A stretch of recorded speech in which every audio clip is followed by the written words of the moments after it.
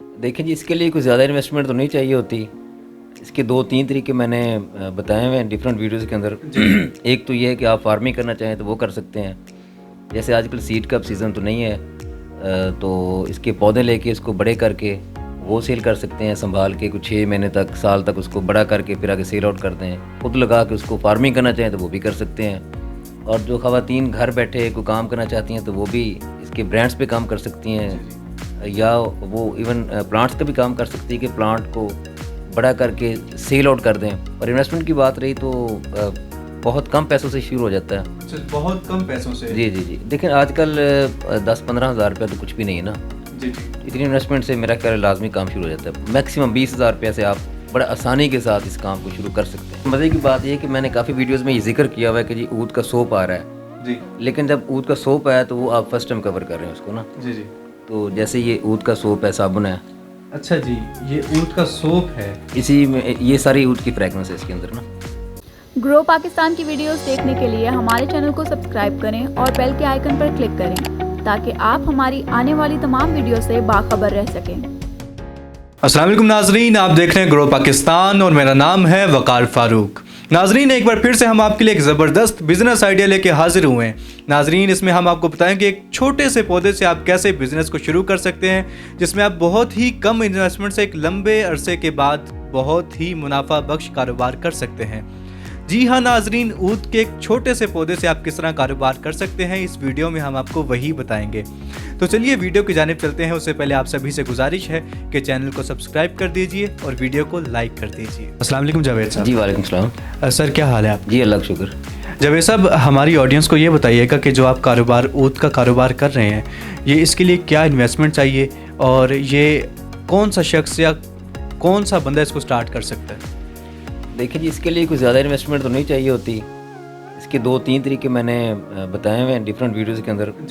एक तो ये है कि आप फार्मिंग करना चाहें तो वो कर सकते हैं। जैसे आजकल सीड का सीज़न तो नहीं है, तो इसके पौधे लेके इसको बड़े करके वो सेल कर सकते हैं, संभाल के कुछ 6 महीने तक, साल तक उसको बड़ा करके फिर आगे सेल आउट करते हैं। खुद लगा के उसको फार्मिंग करना चाहें तो वो भी कर सकते हैं। उसके बाद फिर इसमें हमने ख़ासी प्रोडक्ट्स बनाई हैं, ब्रांड्स बनाए हुए हैं। तो वो ये है कि आप ऑनलाइन पेज इंस्टाग्राम के ऊपर उसके थ्रू भी आप कर सकते हैं। जी, ज़बरदस्त। वो अलग अलग कम्युनिटीज़ के लिए है। जो स्टूडेंट्स हैं वो ये बिज़नेस कर सकते हैं, हो सकता है वो फार्मिंग ना कर सकते हों। और जो ख़वातीन घर बैठे कोई काम करना चाहती हैं तो वो भी इसके ब्रांड्स पे काम कर सकती हैं, या वो इवन प्लांट्स का भी काम कर सकती है कि प्लांट को बड़ा करके सेल आउट कर दें। और जो एक फार्मर्स कम्युनिटी है वो इसकी फार्मिंग कर सकते हैं। तो तीनों सेगमेंटेशन हमने इसमें कवर की हुई है कि हर लिहाज से हर बंदा जो इसको वो बिज़नेस कर सकता है उसका। और इन्वेस्टमेंट की बात रही तो बहुत कम पैसों से शुरू हो जाता है। अच्छा, बहुत कम पैसों से? जी जी जी। देखिए आजकल 10-15 हज़ार रुपया तो कुछ भी नहीं है ना। जी जी। इतनी इन्वेस्टमेंट से मेरा ख्याल लाजमी काम शुरू हो जाता है। मैक्सिमम 20,000 रुपये से आप बड़ा आसानी के साथ इस काम को शुरू कर सकते हैं। मतलब कि आपके मुताबिक चले हम 5,000 से कर लेते हैं। 5,000 से, अगर 5,000 से लेके 20,000 तक एक नॉर्मल पर्सन या जिसके पास कोई काम नहीं, अगर वो स्टार्ट करना चाहे तो उसे कर सकता है। हमने तो पहले ये भी ऑप्शन दी थी कि बगैर पैसों के भी कर सकते हैं। अच्छा, बगैर पैसों के? लेकिन उसमें लोगों की दिलचस्पी नहीं रहती। जब तक वो उनके कुछ ना कुछ पैसे इन्वॉल्व ना हो जी जी। उस वक्त तक वो लोग दिलचस्पी नहीं लेते। वरना मैंने पहले आइडियाज़ दिए थे कि आप एक फेसबुक का पेज बना लें, इंस्टाग्राम अकाउंट बना लें और हमसे तस्वीरें मंगवा लें और वहाँ पे वो उसकी तस्वीरें पोस्ट करके बूस्ट लगा दें। थोड़ा सा सरमाया चाहिए तो जो फेसबुक को पे करना होता है। तो उसमें लोगों की दिलचस्पी ज़्यादा नहीं थी। जहाँ लोगों के ज़ाती पैसे इन्वॉल्व हों वहाँ वो बड़ी पेन लेते हैं। तो उसके लिए कम से कम ये 15-20 हज़ार होना तो लाजमी है ना। 15-20 हज़ार होना लाजमी है। तो जावेद साहब, मैंने यूट्यूब पे आपके बारे में देखा भी, आपको सुना भी। कोई ऐसी बात जो आप पिछले काफ़ी सारे चैनल्स आपके साथ आए, इंटरव्यू किया, कोई ऐसी बात जो उनको आपने ना बताई हो या रह गई हो और आप हमारी ऑडियंस को बताना चाहें तो प्लीज़। वैसे तो मैंने काफ़ी चीज़ें ऐसी बताई हैं। एक चीज़ मिसिंग हुई है मेरे से, वो मैं ग्रो पाकिस्तान के प्लेटफॉर्म से बताना चाहूँगा कि इसके सीड के 2 स्पेसिफिक सीज़न होते हैं। अब क्योंकि वीडियो वो चल रही होती है तो लोग कॉल्स करते हैं कि जी सीड चाहिए। तो सीड सारा साल नहीं मिलते इसके, जनवरी फरवरी में मिलेंगे, इम्कान होता है। लेकिन जो मेजर सीज़न होता है वो जुलाई से सितंबर तक होता है। अब क्योंकि जब आगे पीछे वीडियो चल रही होती है तो लोग फिर वो कॉल करते हैं तो फिर वो माजरत करनी पड़ती है। तो क्योंकि इसका एक शॉर्ट सा सीज़न होता है और उसी के अंदर इसका एक्सपायरी का टाइम भी बहुत कम होता है, सीड 15 दिन के बाद एक्सपायर हो जाता है। इसलिए कि जनवरी फरवरी में और जुलाई से सितंबर तक ये सीड के लिए होता है। दूसरा जो प्लांट्स लोग लेके जा रहे हैं उनके लिए मैं सजेस्ट करता होता हूँ कि इसको अभी इंडोर गमलों में लगा कर रखें। उसके 2 फ़ायदे होंगे कि जिस क्लाइमेट के अंदर इसने कल को परवान चढ़ना है वहाँ का ये यूज़ टू हो जाएगा और उसके बाद ये कि उसको ज़मीन में शिफ्ट कर दें। उसके लिए जो बेहतर मौसम है वो फरवरी मार्च है, जो बाहर का मौसम हम समझते हैं। और उसके बाद आप इसको जुलाई के आखिर पे भी शिफ्ट कर सकते हैं ताकि आगे अगस्त आ जाता है तो वो बरसात का सीज़न होता है। ये 2 मौसम हैं इसको शिफ्ट करने की ज़मीन में। उससे पहले आप इसको गमलों में लगा के साए में रखें। अच्छा, इंडोर से भी थोड़ा सा लोग गलत मतलब ले लेते हैं कि बंद कमरा नहीं होना चाहिए, बिल्कुल वेंटिलेशन और नेचुरल लाइट होनी चाहिए। जैसे बरामदा हो गया, गराज हो गया, जहाँ पे वेंटिलेशन भी आए और नेचुरल लाइट भी आती रहे, तो वहाँ इसको रख सकते हैं। मतलब कि अगर इसको बंद कमरे में रखा जाए तो इंडोर प्लांट इस तरह के नहीं है ना, वो उसके स्पेसिफिक प्लांट ही अलग होते हैं जो आप रूम के लिए रख सकते होते हैं। इंडोर से मुराद ये है कि फील्ड में शिफ्ट ना करें, शहर में ना लगाएं। जी, बहुत से फिर ऐसे लोग होते होंगे जो आपसे इनसे लेके जाते होंगे और वो अपने कमरे में रख के बाद में इन्हीं को फ़ोन किया जाए कि जावेद साहब जो हमारे प्लांट हैं, हमारे सीड्स ग्रो नहीं कर रहे, हमारा नुकसान हो रहा है, तो उन पे फिर आप क्या कहना चाहेंगे उनके लिए? नहीं, सीड्स जो है वो तो रखने ही इंडोर होते हैं। जो प्लांट्स हैं वो मैं वैसे हर एक को बार बार ताकीद करता हूँ कि वहाँ कमरे में ना रखें। इसके बावजूद मैंने देखा है कई लोगों के घर बड़े तंग से होते हैं, वहाँ पे उनके लिए इतनी जगह फिजिबल नहीं होती, तो उनको फिर ये कंपनसेट करते हैं। ज़ाहिर बात, अब मकसद जो है वो अभी पैसा कमाना तो है ही नहीं, अभी तो ये कि इसको ऊद को पाकिस्तान के अंदर आम किया जाए, इसके लिए काफ़ी कोशिश कर रहा हूँ अल्हम्दुलिल्लाह, और काफ़ी दोस्त साथ भी दे रहे हैं इसमें। जी। अब तो खैर अच्छे लेवल पे इसकी फार्मिंग के लिए लोग माशा शुरू हो चुके हैं।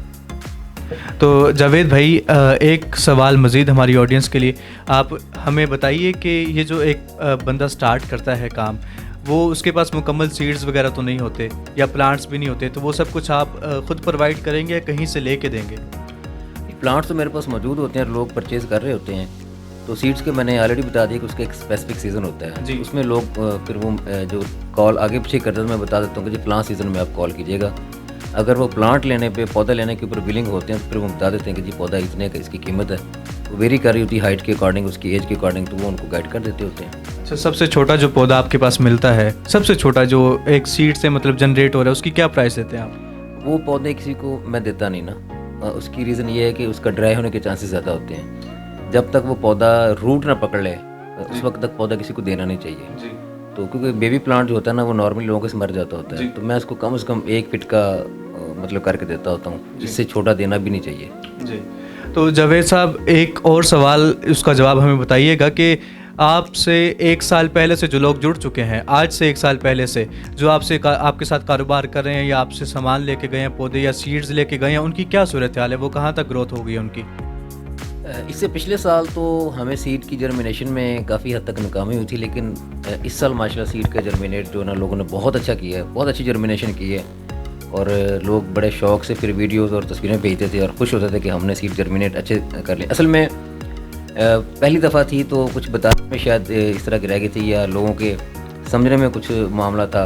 उसके इस बार मैंने वो कम्प्रीहेंसिव तरीके से ज़रा ना सारी जो लैकिंग थी, जो मेरे बताने में भी थी, इवन जैसे मैंने काफ़ी वीडियोस में बताया हुआ है कि शावर से पानी कहता था तो शावर से भी ज़्यादा लग सकता होता, तो इस दफ़ा मैंने बड़ा उसको बैलेंस करवाया। तो इस अल्हम्दुलिल्लाह अगस्त के अंदर जिन्होंने सीड लिए थे वो बड़े बेहतरीन जर्मिनेट किए माशाल्लाह, और मैंने खुद जो लगाए थे 8000 के करीब सीड था, वो हम अब माशाल्लाह उसको कोई हार्डली 8-10 दिन पहले उसको हमने थैलियों में शिफ्ट करके तो ग्रीन हाउस के अंदर रख दिया होगा। अच्छा जावेद साहब, अभी आप जब बात कर रहे थे आपने जिक्र किया कि ऑनलाइन का भी आपने कहा था, तो आपके साथ कोई ऐसे लोग हैं या कोई भी लोग जो आपके साथ काम कर रहे हैं ऑनलाइन उसी फील्ड में, फेसबुक या इंस्टाग्राम या कहीं किसी पेज पे आपके साथ जुड़े हुए हैं? जी काफ़ी लोग हैं, लेकिन मैं उनको कहता हूँ कि वो अपने किसी नाम से पेज बनाएं। जी, मेरे नाम से तो मुझे प्रमोट करेंगे, फ़ायदा को नहीं ना, तो अपने नाम से पेज बनाएं वो। तो काफ़ी लोग माशाल्लाह जुड़े हुए हैं। जैसे मैंने इससे अच्छा मज़े की बात ये है कि मैंने काफ़ी वीडियोज़ में ये जिक्र किया हुआ है कि जी ऊद का सोप आ रहा है जी, लेकिन जब ऊद का सोप आया तो वो आप फर्स्ट टाइम कवर कर रहे हैं उसको ना। जी जी। तो जैसे ये ऊद का सोप है, साबुन है, अच्छा जी, ये ऊद का सोप है, इसी में ये सारी ऊद की फ्रेगनेंस है इसके अंदर ना। तो ये आप खुद भी इसको फ्रेगनेंस चेक करें इसकी तरह, बड़ी खूबसूरत माशाल्लाह यार, क्या चीज़ आपने बना दी है। तो ये सोप है क्योंकि ऊद जो है ना वो नेचुरल स्किन के लिए बहुत अच्छा होता जी है। अगर इसकी आप अफादियत या स्पेसिफिकेशन चेक करें ना, तो ऊद स्किन के लिए बड़ा शानदार होता है। एक तो रूहानी लिहाज से भी, दूसरा स्किन के लिए इससे अच्छी कोई चीज़ नहीं होती। स्किन के लिए भी ये फ़ायदेमंद है बहुत ज़्यादा ऊद स्किन के लिए बहुत फ़ायदेमंद होता है। चलें जी, हमारे नाजरीन, हमारी ऑडियंस ये देख लें, ये इन्होंने एक सोप बनाया जो ऊद की लकड़ी से या ऊद की खुशबू से तैयार किया है। ऊद की फ्रेगनेंस है इसमें, और ये बता रहे हैं कि स्किन के लिए भी बहुत अच्छा होता है। जी जावेद साहब, अब मज़ीद हमें बताइएगा कि आपसे जो एक बंदा 15,000 या 20,000 की इन्वेस्टमेंट कोई भी सामान आपसे ले लेता है, कोई पौधे वगैरह या कोई सीड्स वगैरह आपसे ले लेता है, तो उसको किस तरह से उसकी केयर करनी चाहिए और उसको किस तरह से उसको लेके चलना चाहिए? क्योंकि ये एक लॉन्ग टर्म बिजनेस है कि 4 साल या 5 साल के बाद उसको फंगस इंजेक्ट करने के बाद जो भी आपने बताया, तो उसकी सिर्फ केयर करनी चाहिए, उसको मज़ीद क्या उसको करना चाहिए? देखिए, मैंने एक सेगमेंटेशन तो आपको बता दी फार्मिंग की। जो लोग फार्मिंग नहीं करना चाहते, वो थोड़े से पैसों से अपने सिर्फ बिजनेस करना चाहते हैं। जैसे मेरे पास मुल्तान से लड़का कुछ दिन पहले एक जहन आया था, तो उसका 2 तरीके हैं जी। एक तो वो पौधे लेके उसको संभाले, जी। 2, 4, 6 माह के बाद पौधों की हाइट बड़ी करके तो उसको सेल आउट कर दे, वो वहाँ से उसको मुनासिब पैसे मिल जाएंगे। दूसरी बात ये है कि जिस तरह ये प्रोडक्ट्स हैं, ये लेकर इसमें हम मार्जिन बहुत अच्छा दे रहे हैं माशाल्लाह, इसमें मैक्सिमम मार्जिन हम दे रहे हैं। तो वो अपने पेज पे लगा के इसकी पर डे के हिसाब से बूस्ट लगा दे, जो रिस्पॉन्स है फिर दोबारा बूस्ट लगा दे, तो मेरा ख्याल उससे भी एक अच्छा साइकिल वो बना देगा। तो जावेद साहब, एक सवाल जो अभी अभी मेरे जहन में आया, मैंने चाहा कि ज़रूर आपसे पूछा जाए क्योंकि काफ़ी इन्फॉर्मेटिव रहेगा।